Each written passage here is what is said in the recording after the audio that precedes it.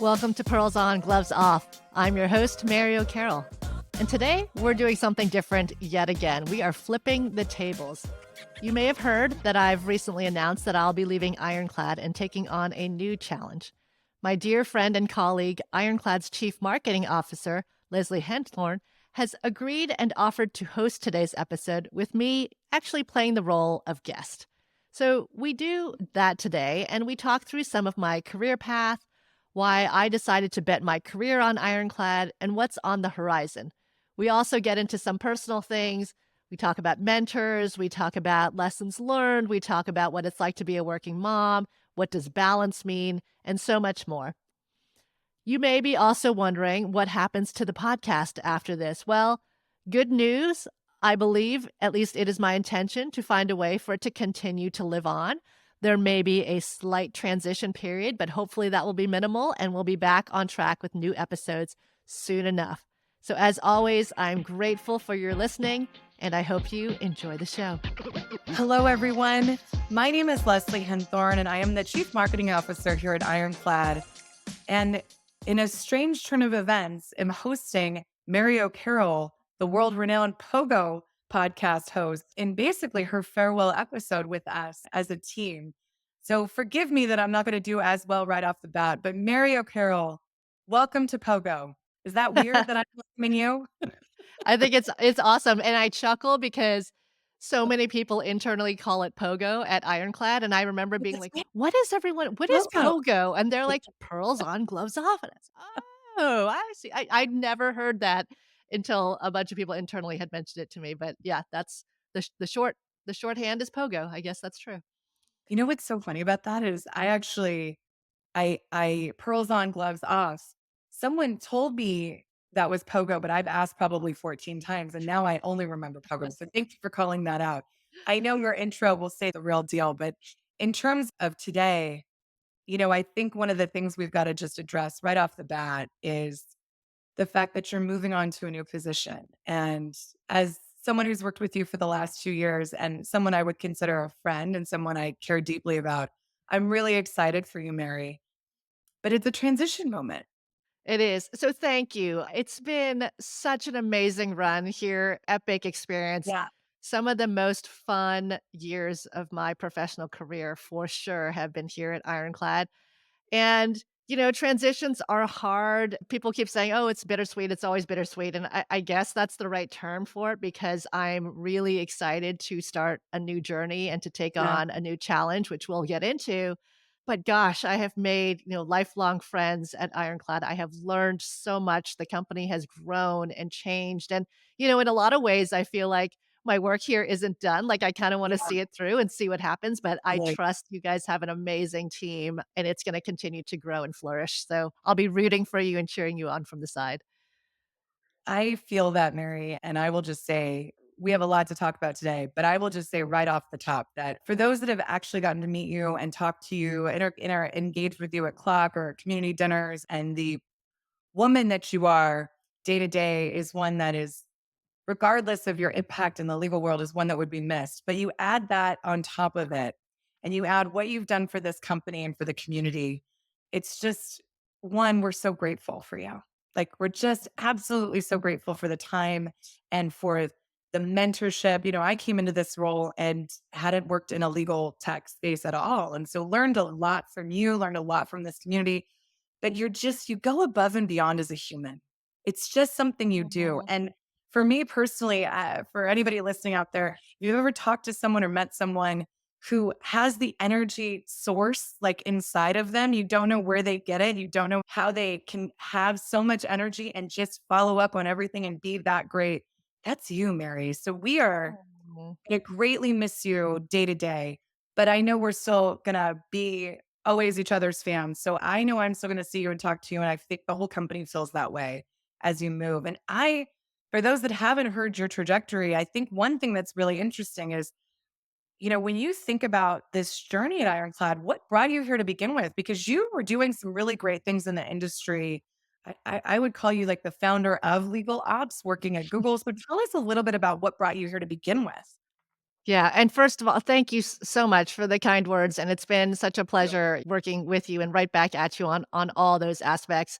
I fell into legal. Yeah. So many of us in the legal operations space, like nobody, finished college and said, "Yeah, I'm gonna go be in legal ops," at least not in my generation because it didn't Yeah. exist, right? Yeah. So I started my career actually in finance. I was an investment banker. I went into management consulting. And by accident, I joined a law firm called Oric, a big international law firm, and I was working on profitability, working for the COO of the firm. And I was there for a while, learned a ton about how firms operated.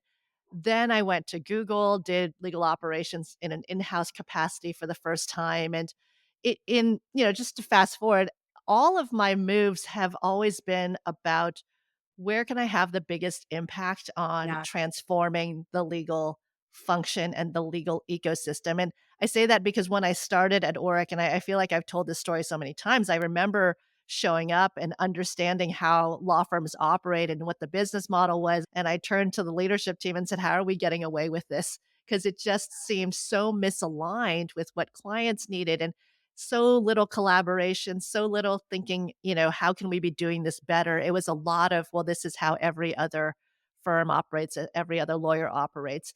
And so ever since, my early days in legal at a law firm, I've kind of felt like there is a lot of change and disruption and transformation that has yet to take place in this industry. I'm very confident that it will happen, but Yeah. how do we make that happen in a faster way? So when I went in-house at Google, I kind of thought, okay, now I've got the backing of this big important client and we're going to start, changing the way we do things. And we did a lot of great new things at Google. I built out that legal operations function. But I knew that I couldn't do it alone, and so that's when Clock kinda started.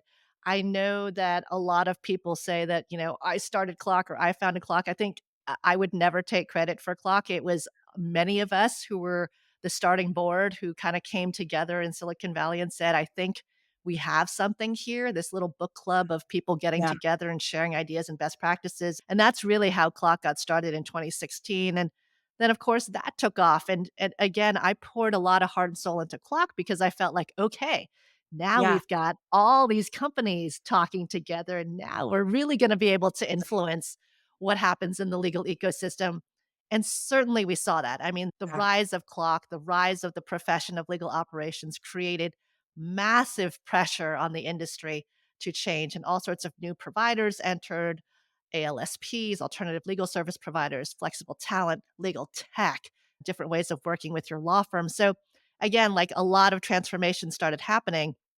And while I was there, while I was at Google and at Clock, like I said, the rise of legal technology really took off. And, when I started in legal, technology was terrible. I mean, it just didn't exist. It was really Yeah. focused on law firms. We tried to massage it and make it work for the legal departments. And then there was like the emergence of some bigger, more established, older legal tech companies that were addressing some of our needs. But really, not until I'd say, the last, 8 to 10 years did we see the emergence of a lot more investment in legal tech and sort of the explosion. I remember watching Ironclad from the sidelines and being just really impressed that people liked what they were, using as Right. a technology platform. And, you're in marketing, I've been in legal, like all of us get together, we talk about how painful our tech platforms are and, it's Totally. a means to an end. And when you're doing legal operations, you're working on the people and the process, and the technology was always this afterthought. And as I watched our space change and evolve, I thought we finally gotten to the point where tech is gonna be driving change and transformation in-house because it's gonna be, it's gonna be so good that people want to use it. It's a lot, I've always said it's like our consumer lives where we had cell phones and we had apps and you don't have to convince people to change. It's you see it, you're like, "Oh, this is amazing. Why wouldn't Right. I do it this way?" Yeah. And, tech finally got to that point in legal where the technology was gonna drive change, and I saw that with Ironclad, and, I'll tell a quick story. We had Chris, who was with us at Ironclad. He was one of the first attorneys at Google. He was the head of our commercial legal team. I did not know that. Eventually Oh, Oh, yeah, he built the that's how entire it looks like. commercial. legal team. And then he transitioned into running legal technology for Google, and he was eventually on my team at Google, and I remember, I mean, he could retire, he should go, be in the sunset, but Yeah, he is one of those who are never done, and he told me totally. he was leaving, and I was like, "Oh, you're finally gonna retire and spend time with your family," and he goes, "No, I'm going to Ironclad," and I was floored. I mean, I did not Wonderful. see that coming, and I remember thinking, like, sad for us, sad for Google, big loss for me and my team, but the second feeling I had was a little bit of jealousy, like, a little bit of, "Ah, you get to How go fun. join this, like, fast-paced, high-growth legal tech company and build something really amazing that's gonna transform the way people work," and that seems really fun. So that's it kinda got me thinking, is there something for me at Ironclad? And I never thought that there was, and I guess the story goes then Jason and Yeah. Kai, I talked to them and they had come up with this role, and after they told me about the chief community officer and what they had in mind in terms of building the community, it like, I couldn't sleep that night. I had so many ideas. I Stunning. had a pad of paper by my bed, like, writing down all the things that I wanted to do. So that's when I knew it was gonna be the right move for me. I think that's amazing. And I'll just say, one of the things I remember about meeting you, Mary, when I was interviewing at Ironclad is that we hit it off like a house on fire right away because you understand something that I'm not sure a lot of people understand. And as a marketing leader, I fully believe that community is one of the most important things that you can build. But not community for the sake of community. You have to be someone who really understands what the community is going through every day and what they're trying to solve. And so it's very cool to hear how you got to where you are today because you were one of the people. And I, by the way, so Mario Carroll to give the entire founding team credit for Clock and the things that you were building. Absolutely, right? It's always a team. We're with other people. But you took it to a level where you were able to think I have this great job at Google. I'm influencing, I'm building this, but I could still go to the scrappy startup that is going to drive even more transformation and do it differently. And I know this community. And kudos to Jason and Kai for having the vision to understand that they needed someone like you who was really deep in making the decisions around purchasing and what transformation would look like from a tech perspective. So I will just say you're a born marketer, by the way. And having the operations and the marketing background also makes you a born salesperson because you really can do all things. So I think that's awesome. Do you want to give us just a little tidbit? Now, the marketer in me is I just got to get this clear. There were probably other companies that came for you at the time, knowing what your background was and how you understand the community. Why did you choose Ironclad then? Obviously, Chris had the connection, you met Jason and Kai, but I'm sure that there was like a brand moment where you needed to be aligned in your mind with the right one. And also, why have you stayed? Yeah. I think you're probably, I mean, well, I know for a fact you're a hot commodity. Everyone wants to work with you, Mary. So why Ironclad and why have you been here for 3+ years? Yeah, when I joined Ironclad, there was and continues to be no other legal tech company that I would have even considered. And I knew Jason and Kai when they had started the company. They had Yeah. come, yeah, I met them, they pitched to Google, and we thought they were, really cute with their vision. And of course, a few years later, they became this huge company that we were considering for as a vendor for Google. So I watched them grow. I remember meeting them both very early on when they started the company, and even then, the vision that they had, and I continue to think that the Yeah. vision that, Jason has for the future of Ironclad is second to none as a CEO and as, like, a leader of where he wants to take things. He had he has vision. He didn't wanna just create software that accelerated how you were currently doing a very broken process. He saw contracts as a key pillar, a cornerstone of how organizations operate and why it's so important and why the data in there is so important to unlock and like where can we go from here. I mentioned earlier that the customers were happy. That was really Yeah. unique, Yeah. really unusual. And it wasn't even that they were happy. They were like singing praises. They were willing to like spend their free Good. time doing, webinars and customer calls and like telling everyone else how great it was. Like that was really unusual, and so there was already this burgeoning community and this feeling of, something really special with the company, and then the product itself was uniquely focused on the user. It was walk-up usable, it was no code, you could configure it, you didn't need, like, huge technology teams or budgets in order to make it work. So all of that, the customer-centric, user-first was really important to me. The reputation was really important. The investors, I mean, if you look at, Sequoia, Excel, Bond, Y Combinator, it's like the who's who of Yeah. Silicon Valley, and so for someone who's a little bit risk averse when it comes to, jumping into a startup, it was like, "Okay, well, this one's not going anywhere. This one's gonna be here for the long run," and what an Totally. amazing leadership team. Everyone I met that I interviewed with was just really impressive. And Yeah. then the role itself, Leslie, Yeah. is really unique, and I appreciate you saying that I'm a born marketer and salesperson, Right. but what was so important to me was that when I said to Jason, "I don't want someone to hire me for my Rolodex. I don't want someone to hire me because I have a network.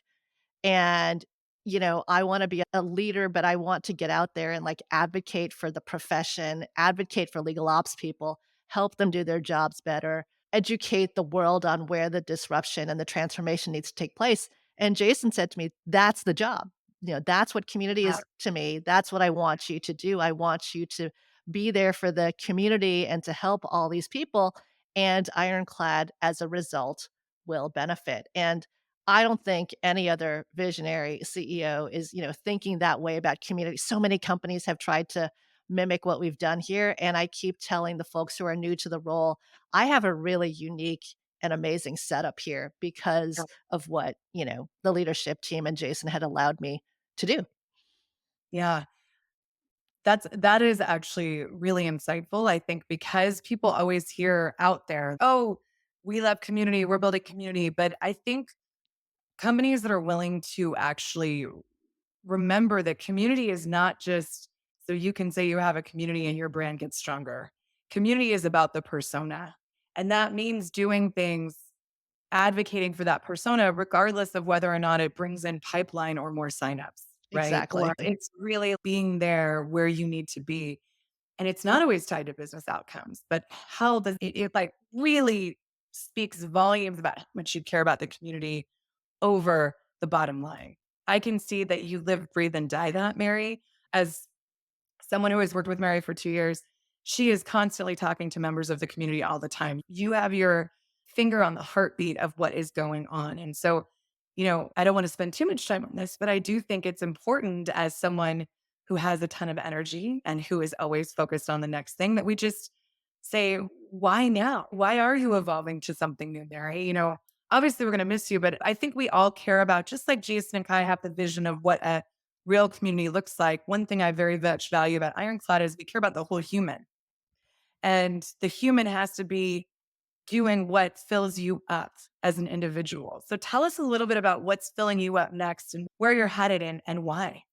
Yeah, yeah, happy to. And I just wanna just double down on what you said about how important it is for us to, as a company at Ironclad, to know our customers. Jason and I talk all the time about, we wanna be the company that knows our customers' role even better than they do. We wanna know what Yeah. their problems are. We Yeah. wanna know what they're challenged with, and I have loved that about Ironclad. So why am I leaving? I mean, obviously, super happy, love my role here, have been blessed. It's been some of the most fun times that I can imagine. So I certainly wasn't looking, but as I tell everyone that I mentor and advise, pick up Yeah. the phone. People are going to keep calling. Really. It is Really. important to always pick up the phone so that you know what opportunities are out there, you know what you have. But it also, for me, people call me and then it turns into an opportunity for me to say, "Hey, I know other people are. Let me help you, Cheers. recruiter, Yeah. find the people who would be a great fit for this role." So it's actually helped me to help my network as well. I have a bit of a cursed personality type in that I don't know if it's, I don't like to sit still, but I see a big challenge and I want it. And I wish that it wasn't that way. And like my family Yeah. jokes about it, like I can't sit still if I see something, like I'll invent a project. So this opportunity, and I'll just tell you, I'm going to a law firm. I'm going to be joining Goodwin Proctor, which is a big international global law firm. And like I said earlier, that's kind of full circle of where I started my legal career. I started Totally. at a law firm. And, at the heart, at the end of the day, my passion is legal ops, it is transformation. And I have always gravitated towards those roles where, like I said, for Google, for Clock, for Ironclad, where can I have the biggest impact on changing the industry, the ecosystem? And so I think this is my latest adventure is kind of no different than that. I started my career at a law firm, and I have been when I started there, I kind of, like I said earlier, saw a lot of things that I think were the beginnings of transformation. And for those who have been paying attention to the market, like the firms are finally, after 20 years Yeah. or so, feeling a lot of pressure from clients, from competitors, and they're really facing some existential threats now, with the technology, et cetera, that is forcing them to think differently about how do we operate in the future? How do we pivot? How do we change our offerings?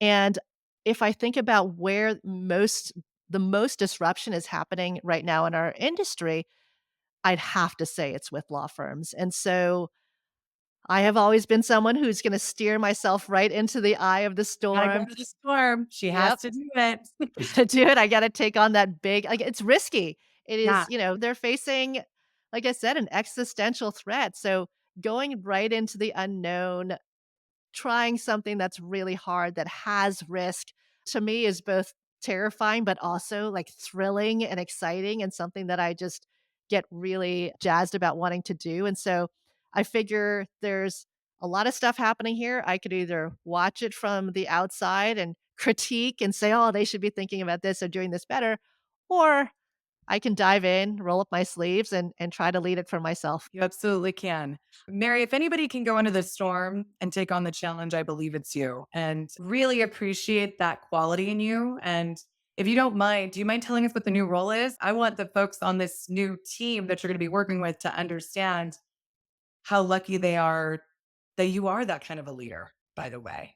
You're going to dive in addition to being an amazing human, that's a good thing to have in someone that you're working with. You want someone to be in that foxhole with you to battle it out. So, what are you going to be doing at Goodwin and Proctor? Yeah, so I'm joining a global law firm called Goodwin Procter. I will be the COO, the Chief Operating Officer, where I'm going to be leading the global operations team. It's a team that consists of about 1,000 team members, and we'll be developing and executing on transformational objectives, operational strategies. And so this team encompasses, all the C level, so the finance, client development, innovation, information technology, information security, marketing, comms, practice Right. management, Yeah. HR, talent, kind of all those functions on the ops side. And then also thinking about, kind of the future direction of legal and how law firms will be operating. So it's really exciting. It's a big Very role, but something, yeah, that I'm ready to do. If anybody can do it, I know it's you, Mary. That is going to be really exciting. And I'm very excited for this team. I'm not going to keep saying it, but I do think that when you're looking for your next teammate, you want someone who's down to earth and real and cares about what the outcomes are, but also is willing to deal with the issues and the problems so that the outcomes can happen. And I think that is totally you. So, speaking of that, I'm going to take a little bit of a turn if you don't mind, Mary, because Yeah. your background is so fascinating. And I don't know what people know or don't know. I think those that are Mary fans know a lot more about you than maybe meets the eye when it comes to your career and how you got here. But one of the things that I think is amazing about working with you as a woman in leadership is how you help people every day. It's not just, oh, I'm the community leader. I got to connect this and connect this. But you were saying something about how you would always pick up the phone and call. And I know this about you. When COVID hit, or when we were in COVID, I came in a little after that.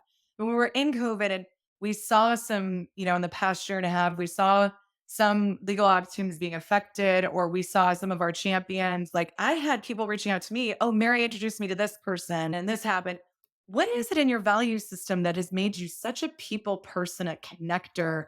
It's phenomenal. I've never worked with someone who can do it so well. And I hope I'm not putting you on the spot with that question. But what do you think it is that drives that in you? I'm a connector at heart. I don't even Yeah. there's I've always been as a child, as a college, like after college.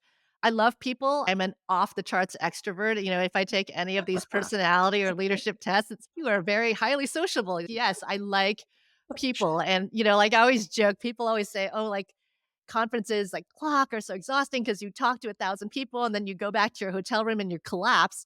And I say, yes, physically I'm exhausted after a day like that. But I go back to my hotel room and I'm like, who should I talk to? There's nobody here. I'm bored. God, Like I you love got to be no. surrounded.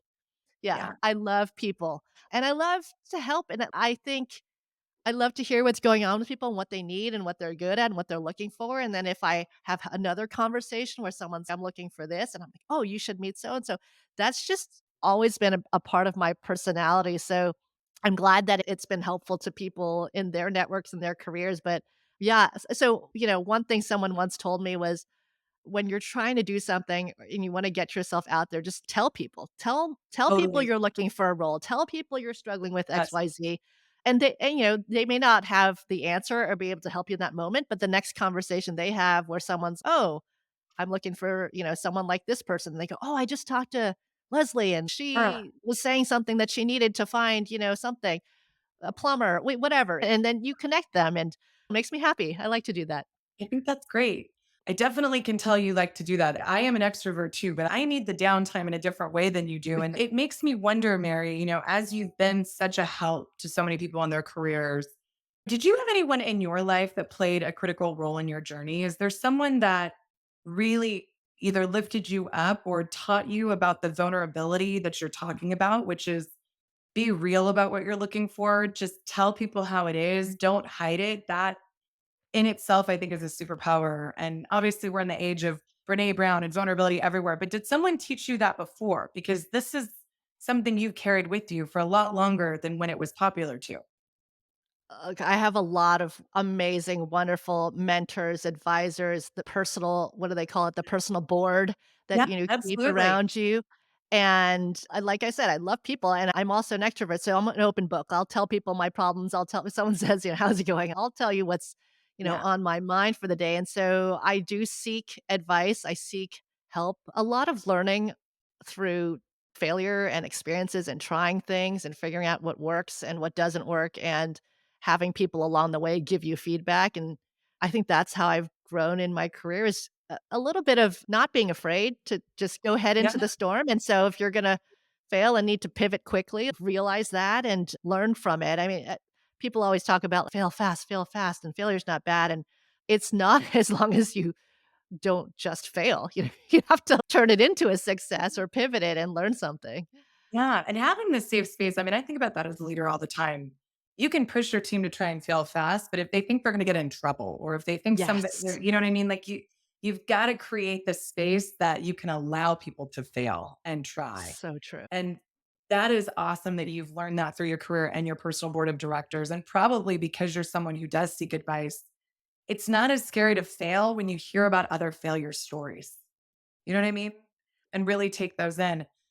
I'm going to ask you maybe a little bit more of a personal moment in this because I don't know if everyone knows you have three girls. And I always think that is so interesting. I come from three girls, I'm the oldest of three, all in 3.5 years. Yours are very close together in age as well. And as you think about being one, a working mom and like very much traveling all the time, how do you create that safe space for your girls to fail? By the way, I want you to tell a million stories about your girls. Mary is raising some amazingly smart, stubborn, and I mean that with love. Like you're not worried about them in the world because the stories she tells me about her daughters, I'm like, oh, well, they're just like you. There's no fear. So you must be creating that safe space at home. How do you balance all of that? Truly. Oh gosh. Well, first of all, as we all know, that balance is a fictitious word. There is It's no such thing as balance. And I remember when I was expecting my first child and going to a bunch of amazing women leaders and trying to get advice. That's one thing I learned quickly is that there is no balance. As a working mom, there's a lot of sacrifices that you make so that you're, 70, 80% at everything. You have to kind of figure out what you're okay with. And there's trade-offs in life. Like I have yeah, very little social life, but I get a lot of my energy and my sociability out through my job, and my totally. roles and like being with people. But I do. I have three daughters. They are now 14, 11, and 9. So I'm dealing with the teenage daughter, which she'll never listen to my podcast. So it's okay to say. But that is the biggest challenge I think I've ever dealt with in my Right? life is, like, teenage girl. Yeah. That's a lot. Yeah. And I think you're right. It is also because they have like, my oldest has my stubborn, have to learn Gonna things see the it. hard way type Yeah. personality. And for better or for worse, like, they're very independent Yeah. because they have been forced to be. And so have they missed out on having mom be home all the time? Absolutely, certainly. Like, people at school have no idea who I am because I don't volunteer, I don't drop off, I don't pick up. Like, you'll never see me at school. Never. But I think they're doing okay, and when I am present with them, like, we are present. Yes. I turn it off, I walk away from my laptop, and I'm with them. Yeah. They love public speaking, Oh, they want careers, yeah. they want to be successful, they wanna study hard, and they're very independent because they have to be.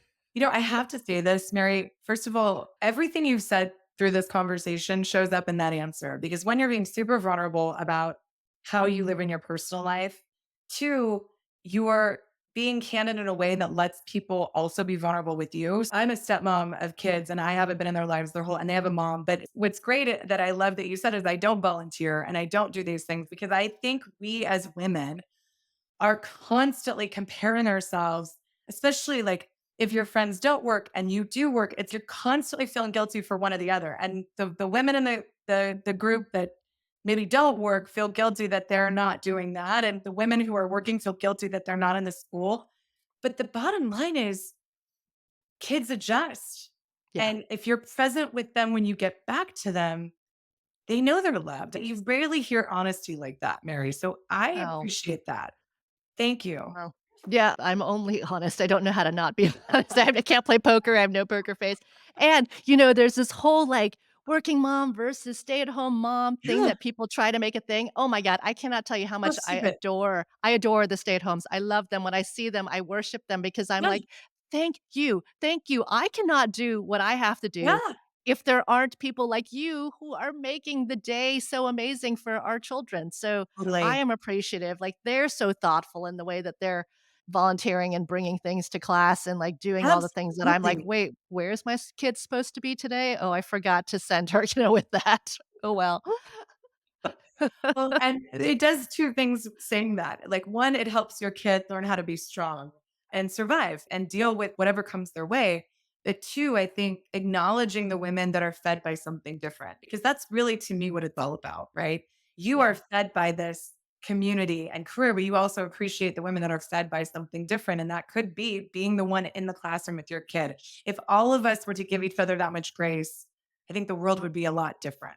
You know what I mean? Well, you So also have to know yourself, and I'm a better mom for seeing them at a short absolutely. period of time a Absolutely. day. And more present and more there then. Kinder, Kinder. during the summer. When they're around a lot, like, we need some space sometimes. Yeah. And that's okay too. I think that's okay too. It's a really good thing. We at Ironclad believe there is no one else who could do pearls on gloves off. This is Mary's brand. So you're going to take hopefully this with you in whatever reincarnation that you want to do. And so at Ironclad, we're going to figure out how we want to change up the name. I know you'll come visit us from time to time. We still plan on working together in this industry in a lot of ways.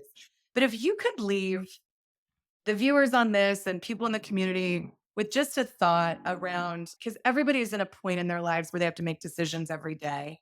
And I'm inspired by you and the decisions you're making for your future. If you could leave people with one of your mottos in life or something that really hits the point home, maybe it is drive into the storm or something like that. But if you could leave us with one Maryism as you sign off in this version of Pogo, I would be so grateful.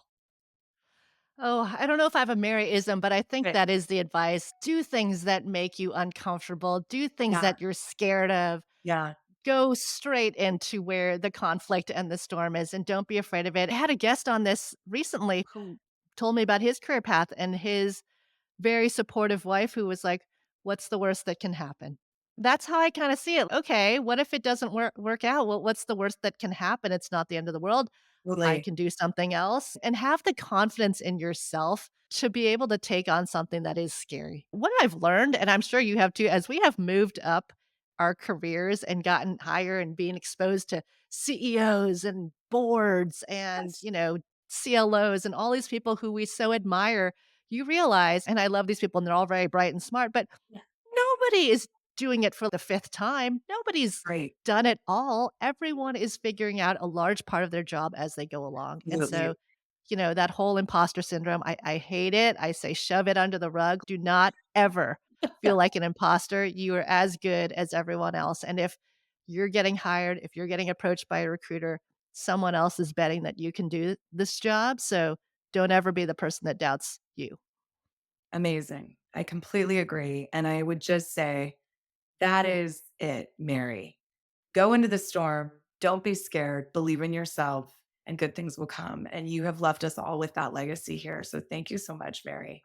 It's been, like I said, such a pleasure, such a highlight of my career, so much fun, such great people, and this is a magical place, so kudos to the exec team, to Jason and Kai for building something. I will miss working with you all day to day, but you haven't seen the end of me. I actually think that my new firm's San Francisco office is pretty close, so I'll be stopping by to Good. say hello, and there's so much in the future of CLM and AI, and I can't wait to see it how it all shakes out. So I will be rooting for you and staying close, and love to all you guys. Thank you so much. Mary O'Carroll, ladies and gentlemen, and her last togo with Ironclad. But if I know anything, there's so much more to come. So can't wait to see where you go from here, Miss Mary. And we'll talk all the time. I'm going to need those calls. So, yeah. Thanks, and thanks to the listeners.